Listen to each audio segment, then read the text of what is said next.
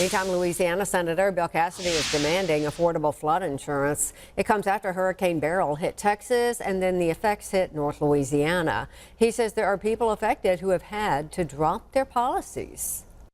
Now, in theory, the National Flood Insurance Program should provide a safety net for Americans after a storm like this. But instead of having a safety net once a storm passes, families are being forced to drop coverage, leaving them vulnerable. Cassidy took to the floor to demand Congress make flood insurance affordable again.